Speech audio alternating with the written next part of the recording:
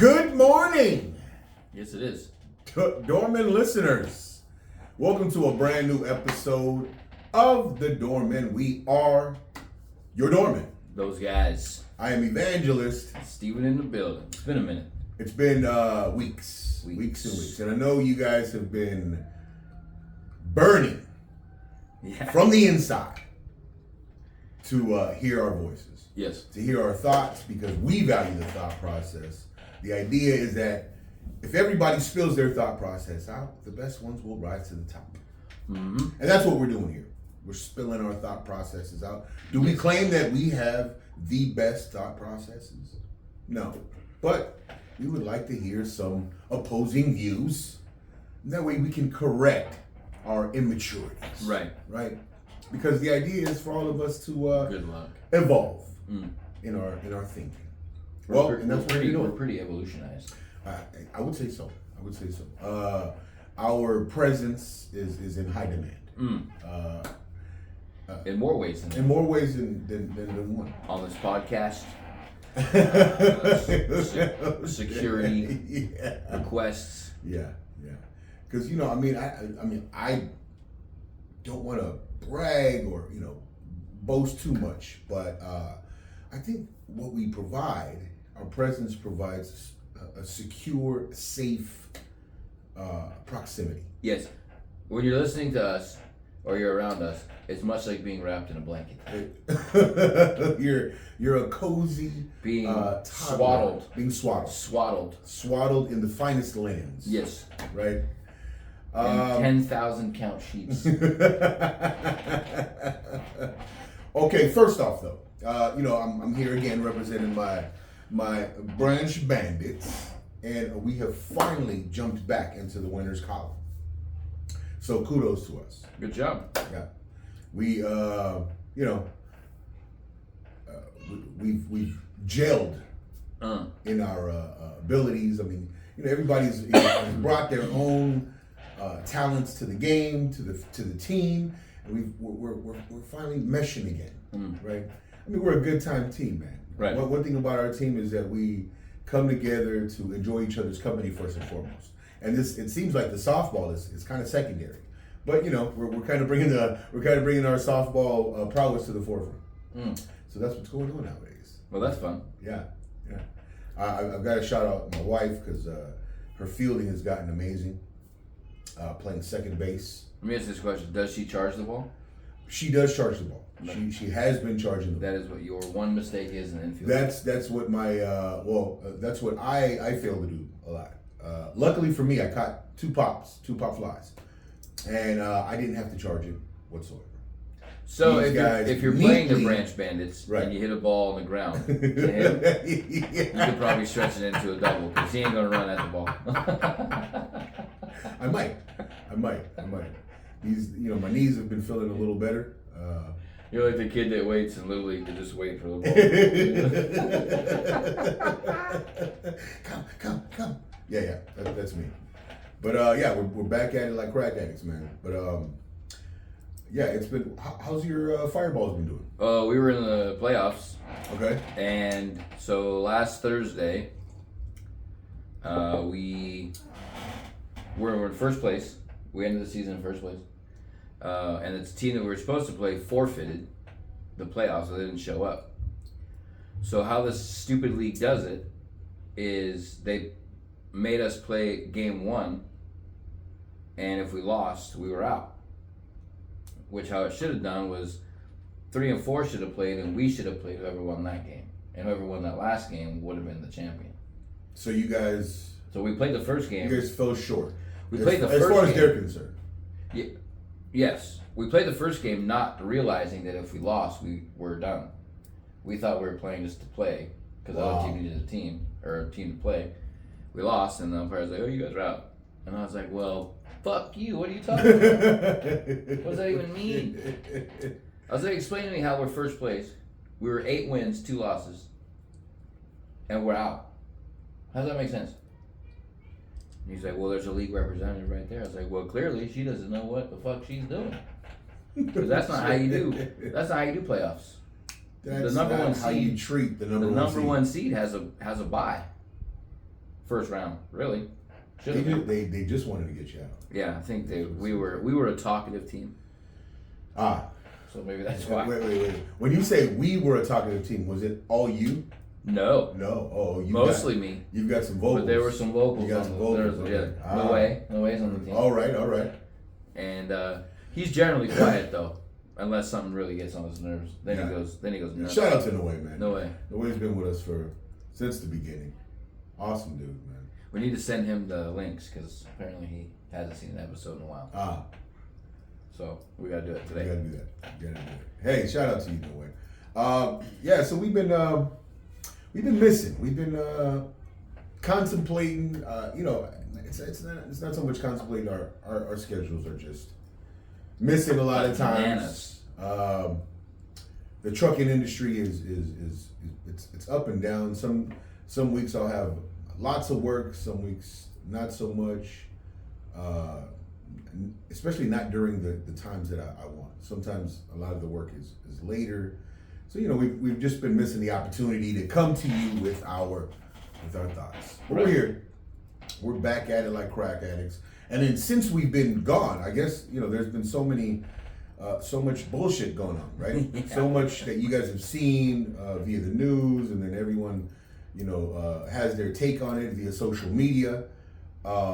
I kind of wonder when certain people who listen to our podcast frequently, when they see things on the news, I wonder if they're like, oh man, I wonder if the doormen are going to attack. I wonder if the doormen are even going to bring this thing up. Because, along with the thought process, we try to weed out a lot of the stupidity, right? Right.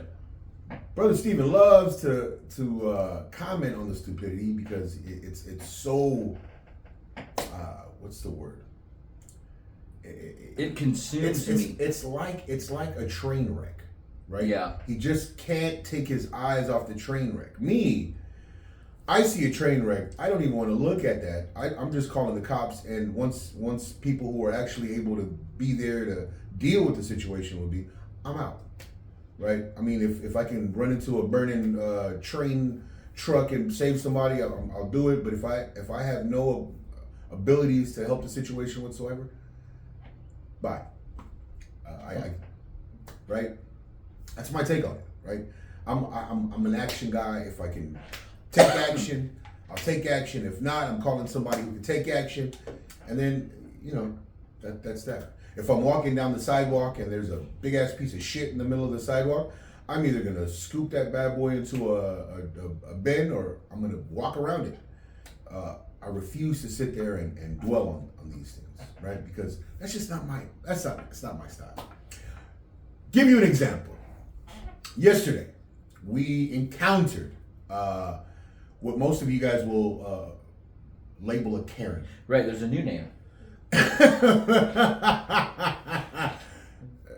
Before we bring up the new name, I at first I did not want to give this person any fame by. Okay, we won't bring up the name, but we know who the fuck we're talking about. know who the fuck this lady is. Anyway, she and her husband, very unfortunate husband, came up to check on our status. So we worked security at an event yesterday. Okay. For 6 hours, 1 to 7 p.m. And both of these idiots. 1 to 8 actually. 1 to 8. 8 hours. Or 7 1 to hours. 8. Yeah. So both these people saw us for 8 hours, and we were probably two of the biggest people in the whole event. You couldn't miss us. We were wearing doorman shirts, bright ass yellow security vests. You couldn't have missed us if you tried. Stevie Wonder could have seen us. Shit. So there you go.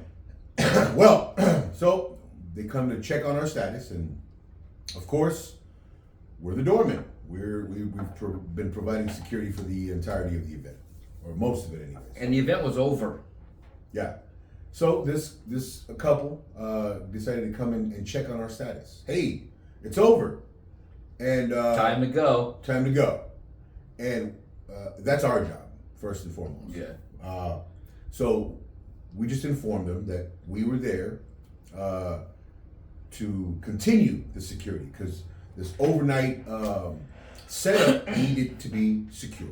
We had personnel for that job, and they continued to question. Well, what are we doing here? Right? Yeah. And I calmly continue to inform them. This is our overnight security man, and he's going to be watching. Well, what's he gonna do? Well, midway through this interaction, right? I spit on the ground because I spit. That's what I did. You spat. I spat. And the wife, the female, the in this The new duo, Karen. the new Karen, 2023 Karen. she was so offended at the idea that I spit in front of her. Yeah. You spat, and I'm offended. She literally said those words. Right. And to add to the story, she was 17 sheets to the wind, obliterated. As was he. As was he. As was he. And was working this event. We're sober. Yeah. Yep. We're sober. Anyway, so it took 5 minutes of her staring and in just disbelief that I spit in front of her for them to finally move on. To then go to other members of that organization Yep. to check on our status. And they've seen us all goddamn day. To double check to make sure that They had been watching us. As a matter of fact, the vest I was wearing came from this man. right. He handed the vest over to me at the beginning of the shift. So I thought, wow. And he also said, "Well, what vest am I gonna wear now? This one doesn't say security on it." Anyway. Old codger son of a bitch. This is a segue. This story is a segue into just absolute reckless behavior. Because if both of us thought in the same way, meaning if both of us thought as Stephen thinks, right, that we should just use our power, our strength to just throw people out of the way whenever we feel disrespected or whenever we feel uncomfortable with a situation, those two would have been violated in so many ways. Mm-hmm. But cooler heads prevail. I told Evan, it's a good thing that I was working with him yesterday. Because sometimes we work the events and he's not there. And maybe with Elias, I probably would have kept my head. Just because. But if it was anybody else, one of the cousins or nephews. I think Elias would have joined you in the Yeah? battering of the. Oh, well then, yeah, I kind of wish he was. Probably would have said, "What the fuck?" You'd been like, "Say, man, look." Yeah. But it was reckless in the fact that they were, first of all, working an event on a volunteer basis, by the way, Mm-hmm. and they were hammered by the end of the event, absolutely shit-faced. And the lady was, as I told Evan yesterday, she looked like an extra from Beetlejuice. Terrible, terrible human being. And then to sit there and after we volunteered our time and we worked all day, where she was under a tent handing out fish sticks, I don't know what the fuck she was doing, to then question us and then be offended and then go tattle to the guy who hired us to do the job was crazy to me. And then sat there from about 50 yards away and just stared But then the guy she was dragged who away. hired us, the guy who was also a member of this organization, he came and began to inform us of how idiotic that couple Yes. is in the first place, right? How unhappy So, they are. They do not value the thought if process. this is the perception that other people in your own circle have of you, right? Right. Reckless, Change your ways. right? Change your ways. Anyway, this segues us into reckless behavior because reckless behavior comes in all shapes and forms. Yep. When you have no idea of what's going on, right? You know, whether because you're drunk, you're on any other drug, medication. Yep. That is a good sign that you need to change your direction. I many times have run into that situation being on the wrong end of things. I many times have partied with people who I believed had my best interest in mind, and I end up in these questionable situations, right? I end up a little too drunk. I don't remember everything that had gone on, and come to find out that I wasn't behaving well, or I didn't. You were being reckless. I was being reckless, absolutely reckless. So we're just going to go into this recklessness. Another example of reckless behavior. You have one? Yeah. Reckless behavior is. I also think when you think that you're untouchable, right? Okay. For whatever reason, whether you have certain status, like that couple in that group that think that they're a part of something that they can do or say or act however they want. Or when you have billions of dollars. Or when you have billions of dollars. Oh, shit. And you have somebody who you know that turned an old bathtub into a submarine, and then you get in it, and then when you go in it and you get in it and you think you're going to be exploring the wreck of the Titanic. Yeah. It's also weird that they got in, and the guy's like, I would have asked like, hey, how are we going to get down there? And he would have showed me that video game controller, and I would have been like, nah, I'm probably going to go. I'll just watch Titanic. That's how close I'll get. Right. Look, not to laugh at the dead, right? It's no. Death is not something to laugh at, right? But it's just we as human beings, we have absolute audacity. And again, I can raise my hand, and I put myself in many dangerous situations because of this feeling of indestructibility. Yeah. Right. Like feeling like, oh man, I'm not going anywhere. Not my life isn't going to end. Right. So you put yourself in these situations and you think, I'll be just fine. I'm going to come out of it. Right. And people are absolutely wrong. I'm in a submarine. What could go wrong? Oh, shit. And I saw a video. I don't know if it's a documentary or a news clip, but it was like a 17-minute video of somebody a couple years ago went and did a tour of this actual submarine before it was going down, and they get in, and essentially you're getting into a minivan, right? About the size of a minivan. Shit. And you're going down 12,500 feet under the surface of the water, which already I'm out. You ain't signing me up for that.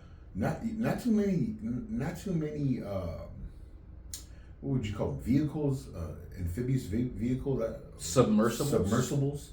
Not too many submersibles can survive at that. No. With all of that, the pressure of that water around. Right. And then somebody at work was telling me that essentially it's so when you're at the surface, it's like one, whatever word he used, like 1 ruble, let's say. That's not the word, but and every 10 feet you go down, it's times 2. So when you're 10 feet underwater, it's 20 feet of blah blah blah pressure. Because I was trying to figure out, I asked him, is it the pressure of the whole ocean, like all the water on you at that point? Absolutely. But it's not. It's the pressure of how much your vessel weighs, plus how much weight water is above you. So it's not the water coming from the side as well. No, it's just the water sitting from the top. Holy shit. Right. So it's the water from the top. So they were going down for 45 minutes before they lost contact. I don't know how fast it goes, but you have to assume they were at least 1,000 feet down. Shit. I'm wondering what type of material would be able to withstand. Submarines, actual military submarines, can't go down that deep. And they are made of steel. They're made of, yeah. I'm sure they're made of more durable things than this durable material. Made. Yeah. Yeah. So this guy, the video I watched, it looked like what you and I would be messing around in a backyard. Like if we put a lid on your hot tub and a bunch of tubes and a motor, that's essentially what it was. And then they had a literal video. He said, "This is how we control it." And it was like you can go on Amazon and find the exact model, the exact one that he used. It's a Logitech remote, Bluetooth remote. Fuck. And I didn't realize. Wild. Sometimes I don't get service in my apartment on Bluetooth stuff. Right. I can imagine being 12,000 feet below the ocean, and relying on a Bluetooth signal to go back up. Wow. So it essentially happened. They had a vacuum explosion. Yeah. So, and from what they showed on the news and all these different clips of what a simulated vacuum explosion, those people had, like, in less time to blink your eye, it was over. Yeah. You know what? Let's continue down this rabbit hole of audacity, right? Yeah. And recklessness. So it was brought out much later that the media, the mainstream media, legacy media, whatever it is you want to call them, had known the results of this story from the moment they started reporting, right? Yeah. But they led us down this this False thriller, this Right. suspense thriller for hours and days, Yeah. for God knows what reason. Imagine being the family members and watching the news and thinking, oh, well, at least they have another day, Yeah, or at least they have this many hours of oxygen left. right. Knowing full well. See, I mean, there's a different thing, right? When we come with, he and I, we come with little vague descriptions, right, of stories. We come with these vague descriptions for a reason, right? Because we're not journalists. We're not reporting any factual events to you. As far as what we're doing is we're vaguely describing things that we heard, so that you can go and do whatever research you want to go and find out. Right. We're just putting our thoughts behind these vague descriptions of things, because believe it or not, in ancient days, that's how people would communicate, right? I mean, if you guys know anything about, biblical times and ancient philosophy, they would just describe potential events, and then people would pluck the wisdom from these events, right?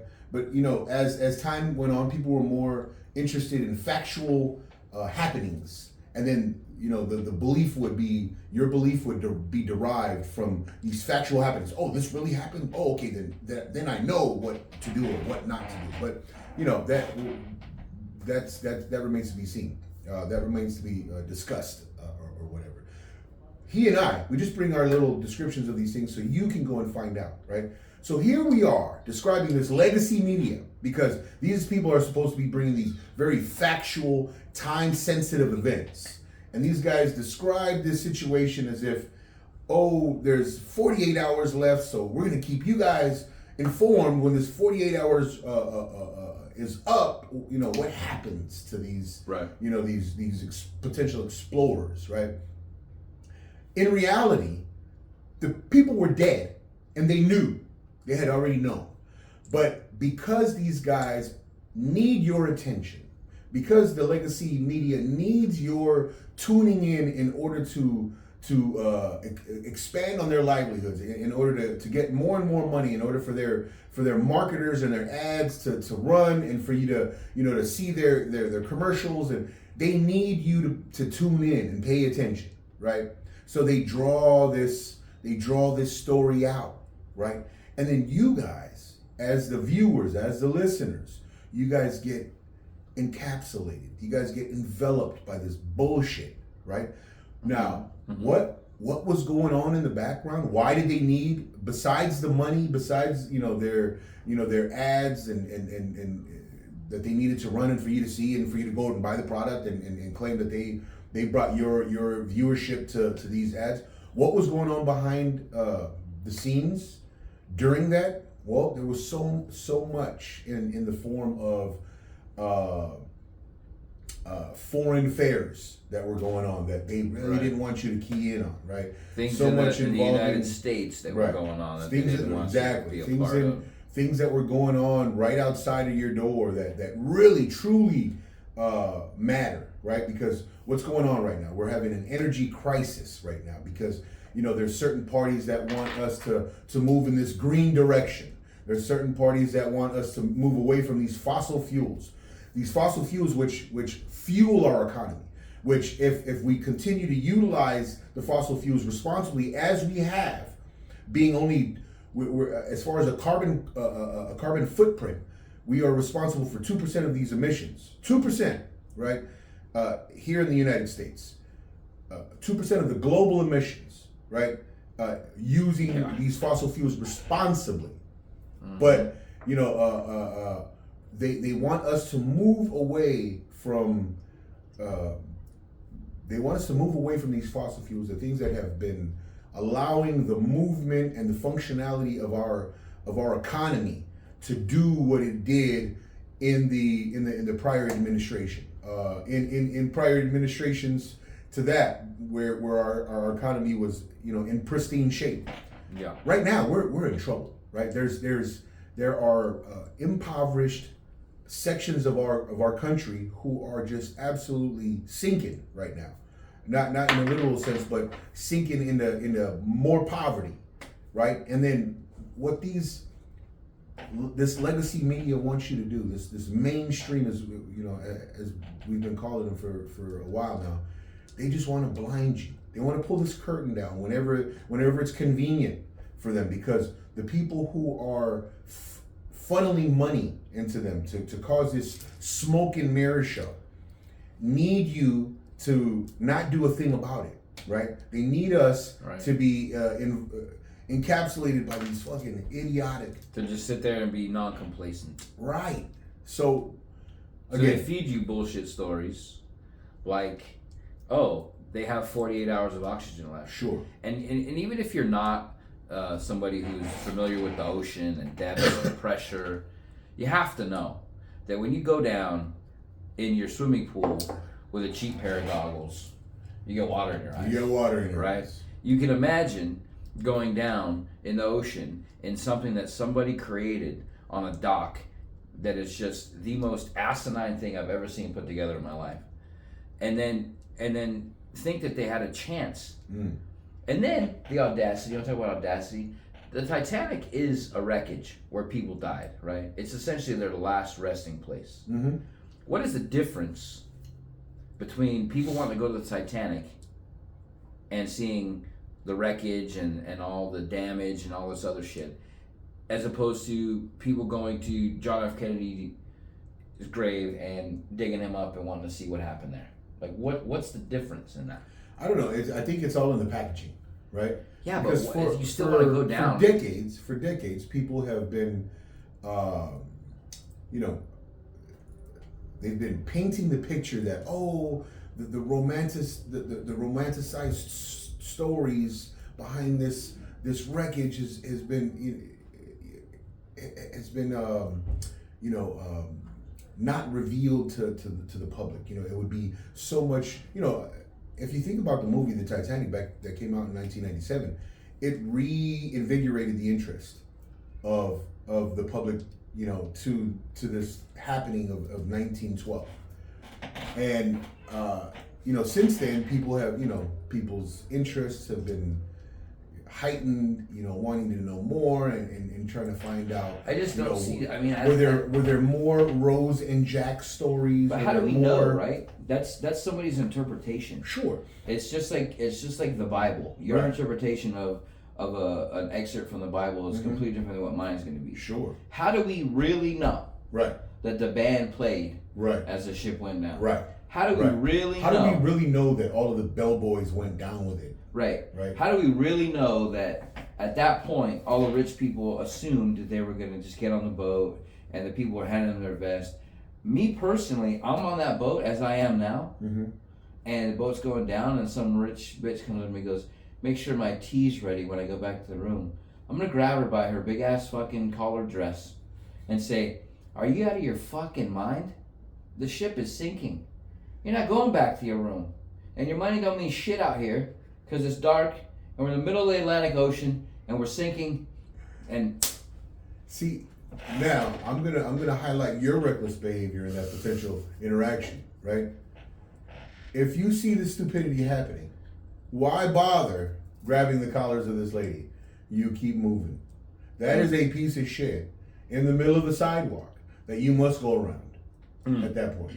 You just leave that one be, go to safety, get to a lifeboat, help women and children onto that lifeboat, and hopefully there's some lifeboats left for you and the rest of the crew. Right. Yeah. But Steven, no. Steven's gonna sit there and interact with stupidity. I want to be like, look, because he wants to correct this woman for the dumb cough for the rest of her life, which the rest of her life could very well be. Right, would have been about the next 4 minutes. 4 more hours. Yeah. Anyway, so what's the point in all this? The point in all this is there is plenty of recklessness going on. There's recklessness in our in our behaviors that derive from this unawareness, right? This ability that we've had, with the use of these devices, to be absolutely distracted. Yeah. Distracted from what is to how do we act? What type of behaviors should we be performing on a daily basis in order that we prolong our not just prolong our lives, but to do the best, right? Do the best with the time we are given. How do we prolong a legacy of our own? Right. Right? I don't know if we can talk about the skills that you've been practicing lately as a mentor, as my fatherly skills. Your fatherly skills. You're bred for this. You're bred for this lifestyle of mentoring young children, of not just mentoring young children, but instilling belief. Right. I mean, from the stories you're telling me, these kids need you and the stability that you provide. Right. Yeah. These are the things that we need to be, without going into detail of any stories. Because again, you guys don't need to hear details. Just listen to the wisdom, pluck the wisdom out. What we're looking to do is we're looking to, in a sense, live forever. But it's not a literal living forever. Right. Because these bodies will decay. These bodies will die out. Right. But the ideas that we put into play and we leave to the next generation, those are the ways that we can live past this time, the time that this body has to live, right? I have children, I have grandchildren, I have nieces, nephews, I have a next generation. What example can I live? What systems can I put into place? What practices can I exemplify, if that's a word? Is that a word? Mm-hmm. Exemplify. In order to allow this next generation to carry on something better, right? Is this climate change thing truly something that we want to practice and live out and hoot and holler about? Is this and when I mean the climate change, I'm talking about, is this movement towards this, I don't know, to federal movement towards this federal regulatory thing, and potentially a global regulatory system? Is that the way we want to leave this legacy behind? Or do we want to promote very individual movements, very localized movements, right? Hey, let's go out and form a group to practice things on our own to better tomorrow. Let's go and invent something, some hydro-powered machinery or cars or what. Let's Yeah. do that ourselves, right? Mhm. Do we need to push this mass population movement, or can we do things on our own and not relying on bigger organizations and bigger regulatory bodies to tell us how to move and tell us when to move? That's where I'm headed. Those are the things that I want to push, and Stephen and I hope to, campaign about, Instill for the future. Yeah. Because another example too that's kind of wild. I was reading last night about real estate. San Francisco is Gone to shit. pretty close to a dead real estate market.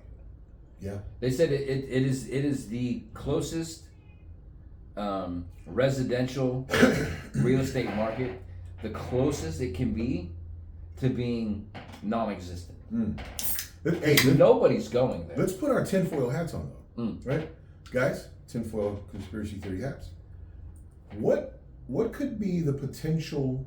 We talk about reckless behavior, right? Mhm. They've allowed the homeless to overrun the city of San Francisco, where Right. people are shitting in the streets, people are just doing whatever it is they want in the streets. Businesses are closing, people are leaving. Yeah. What could be the potential upside to this for anyone, for any group of people? Let me tell you, wearing my tinfoil hat. Lower income. No. Lower property value, Right. right? Lower property value is going to be achieved, and it's already in that. Well, It's already in a downward trajectory. that article said normally they said it's customary for certain times and certain groups to lower the income around the area, to lower the property value. They said the property value in San Francisco is literally almost at zero. So low that, like you said, people are leaving, businesses are moving, the homeless is taking over. I personally think what they want to do is what they've been talking about on the last 3 ballots in California is splitting California into 3 states. That's possible. That's what I think. That's it possible. is. So that's where your conspiracy theory is leading you? Yeah, because the My article that I conspiracy read, theory you had- cannot have the property value be that low My and ever come back. conspiracy hat tells me gentrification is the goal, right? All you have to do is, instead of getting, instead of purchasing small plots of land, you're gonna drop that shit to where middle class America doesn't want to be there eventually. And then all of a sudden, you're gonna get someone with a massive amount of money to go and buy the entire thing. To build And it's suburbs. gonna be owned by a small group. One person to a small group. The entire city, imagine the entire city of San Francisco, all of its property owned by a small group with a crazy amount of money. And they go in and they do what they will. Just, there's been talk of these, they call them 10-minute cities or 15-minute cities, where everything is within a 15-minute walk or a 10-minute walk of, so you don't leave this bubble. Right. What better way to put something like this into place than to chase and scare everyone out of the city and someone with a mad amount of money come into it and do exactly that? Conspiracy hat. Well, they tried that in Seattle. Well, 15-minute city, and it did not work. It doesn't work. People. What do you mean they tried it? They try to all the 15-minute cities in Seattle, in some place in. Wait. They've rebuilt a city. Yes, that portion. Remember when all this COVID shit went down? They had that one stupid group of people that. No. I'm saying they knocked all that shit down, and somebody came in and bought 50 storefronts, and they tried it. And people are not supposed to be tied down to that close to home, right? Sometimes when you want to go get something, right? And you're like, oh, it's at the mall in Lakewood, or it's at the store down the street, or it's at the outlets, Okay. right? If you're lazy and don't want to be away from your television too long, you go to the one that's 15 minutes away. Okay. If you're adventurous, you go to Lakewood Mall because there's other options there, right? If you're really got a wild hair up your ass, you go to the outlets, you spend the day, you do this, you do that. Okay. Right? The options are there. When the options are not there to leave, to go somewhere else, is when people, at least I would go nuts. I would go absolutely ape shit if everything was close to me. I see what they're trying to do is they're trying to get people to buy into that. It sounds good in theory. It right? sounds good. So if you create this city where everything is so close that it would all be public transportation taking you wherever it is you need to go, right? Whether in the form of trains, monorails. No need for cars. No need for cars. They can get rid of gas. Right. All that bullshit, which will never work. Not only that, they'd be able to control. So there's a huge population out there who would actually love this, right? But I don't think they've built the infrastructure that they have in mind yet, right? What better place to do it in than right there in San Francisco? You're by the bay, you're by the water. You can get all of your goods and service, or your goods and whatever products shipped in, right?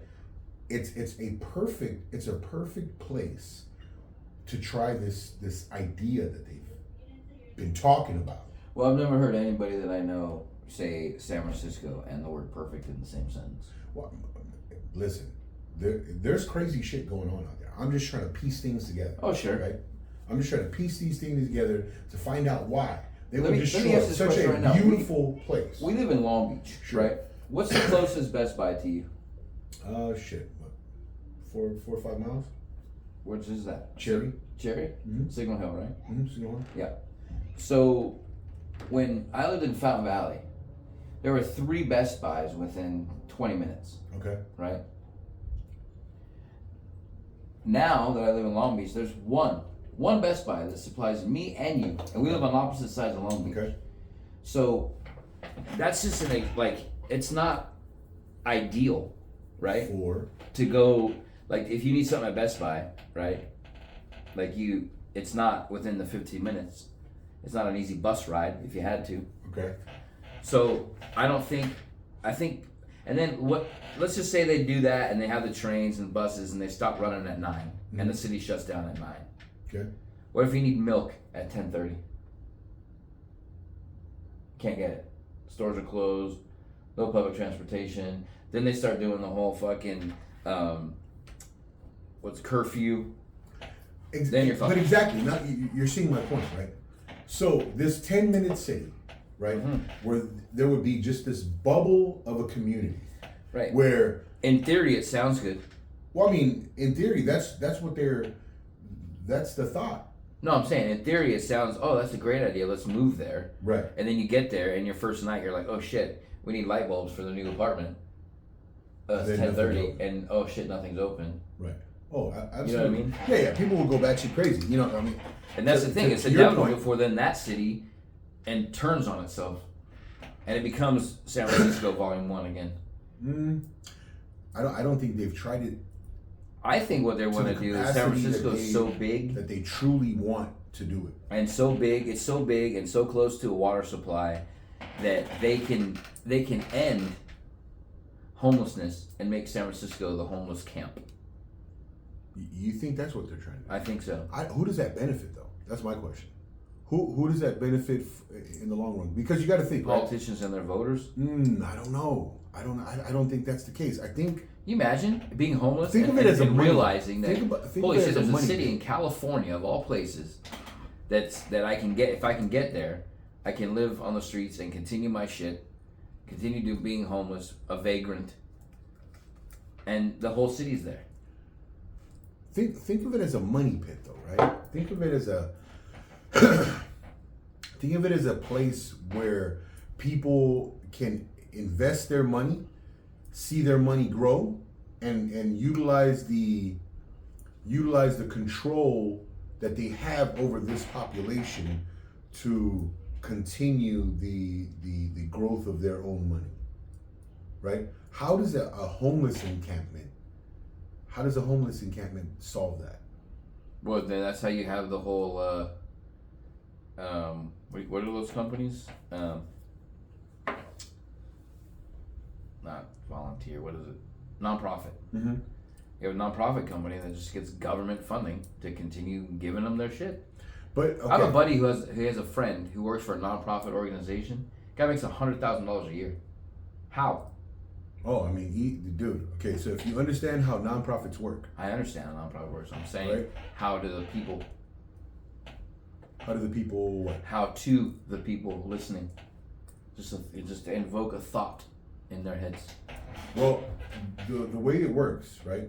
The way it works is that they get donations, they get government funding, and then whatever money they accumulate, these administrators of this service or fund, they're entitled to 25%. Right.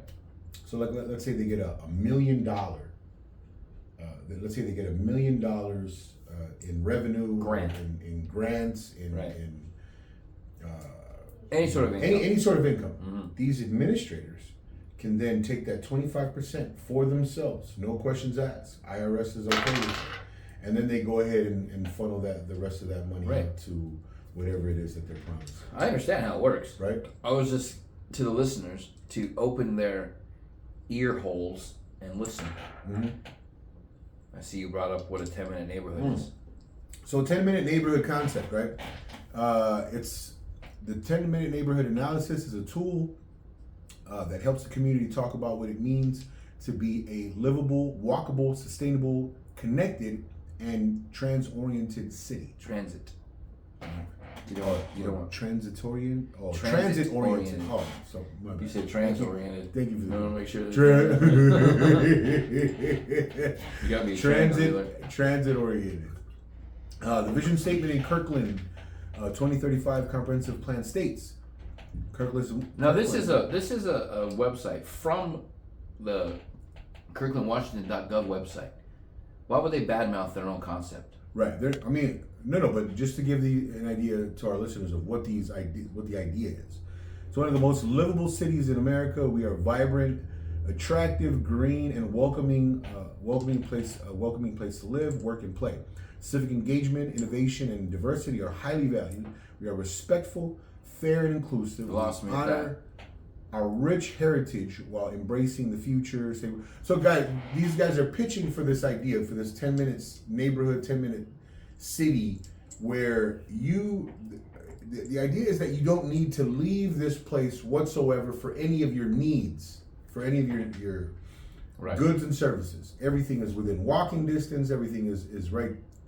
And what they're looking to do is they're gonna try to control the way things move within that city. So of course the fossil fuels out the door, no need for them, right? Transit service provides a viable alternate to driving. Right. So cars, any city where movement is, vehicles are absolutely a necessity. Even New York City is a place where it's said that you don't need a car. Why? Because there's taxis, services, and all these things that move you around. So there's cars. It doesn't necessarily need to be yours, but there's cars, right? This concept, they're trying to abolish that whole thing altogether. Well, look at the subway in New York. It's probably one of the highest spots for crime. Absolutely, dude. Because people know they have to take the subway. Mm-hmm. You're going to get people who work on Wall Street in the subway. You're going to get people who work at Subway on the subway. Yeah. You're going to have the ultimate pickings of who you can rob on public transportation in New York. Buses, subways, all that shit. Which leads me to my next point, right? Because the point of it is that there is no governing body that could allow, or that no matter what a governing body does, no matter what kind of laws they put into place, it is up to individuals, right? It is up to individuals and your circles to practice behaviors that allow others to coexist with you, right? So it's not the laws that are being put into place. It's you have to believe that not robbing someone is a good idea. You have to believe that the good behaviors are what's needed to allow other people to flourish around you and you to flourish within your community. What people are looking to do, what these governing bodies are looking to do, is they're looking to put into place, like a marionette, these strings, and they're gonna cause you to move and dance without even having a thought process or without even thinking for yourselves. They can tell you what to do and you're gonna move. It doesn't work that way, right? You have to believe that whatever it is you're doing is good. And then when you have these people who are just aimless in their behaviors, they're aimless in what the fuck they're doing every day, right? Those urges and impulses lead to that behavior. That robbing is a good idea. Oh, I see somebody with better products than I do. Right. He got a bigger chain. He's got a better car. I'm going to go and take it from him. Mm-hmm. That's human behavior, right? If we don't instill, I don't know. If I've told you before to check out this Vivek Ramaswamy.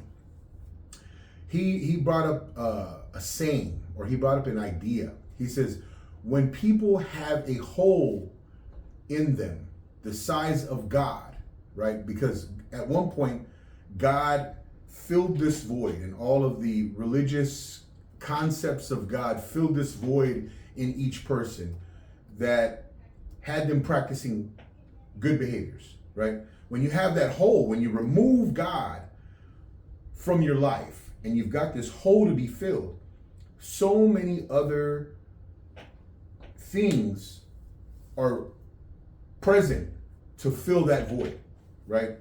And then so you have this climate, he went down the list, climatism, transgenderism, racism. He had all of these isms that are being replaced, that have been replaced God, right? And then so the acts that these isms have presented these individuals and these groups and organizations, they've led to this crazy shit we see, right? So it's a matter of us taking responsibility over our behaviors. God in the past, religions in the past have pretty much acted as that marionette, right? And then we were puppets of these religious concepts. It wasn't a bad thing, right? All of these religious concepts led us towards good. There have been situations where wars were started, different terrible events happen in the name of religion. But the initial idea was that good was going to prevail. And the initial idea was that you were gonna evangelize this good, and then everyone else was gonna practice the good, right? So as with any tool, religion was taken in those dual directions, right? What good direction did it travel in, as far as what good has it done? Most of what Western civilization, most of the flourishing that Western civilization has gone through in the past millennia have resulted into things like the concept of America, right? That's the good that it has done. We can go into all of the bad and the wars and the crusades that have come up from it, but the good thing has been the founding of this country, right? That's been one of the good things. Great Britain was founded under Christianity, and its flourishing happened in that same way. were there terrible events? Were there terrible people that have gotten into power and did terrible things? Absolutely, because that's human nature, right? But the idea that good and bad exist within the human experience is inevitable, right? And then so there's no utopian practice that's going to happen where these people from on high are going to allow you to do what they want and utopia is going to appear. That is never going to happen. So all this recklessness out there can be minimized by our awareness of what the fuck we're doing. Thought process, for Christ's sake. Think for yourselves. Summed up in a nutshell, right? Let's move away from reckless behavior. I will commit to not getting so drunk that I don't know what the fuck I'm doing. I will commit to not letting self-righteous, bitchy women dictate my day. Thank you, brother. Man, you know what? We've got to applaud that. Because Steven can sure allow these Karens to dictate his day. And that's what happens. Now look, I didn't mean to get all philosophical, but I did. On you. We don't mean to shove our thought processes down your throats, but we do. But we hope you enjoyed our take on recklessness. And Trump 2024. Trump 2024. or Vivek Ramaswamy. Or anybody else. Literally anybody else. Definitely not Kamala. Oh, God. Or Mike Obama. I mean, Mike? That lady's got some balls. Anyway, guys, loved it. Once again, Pieces.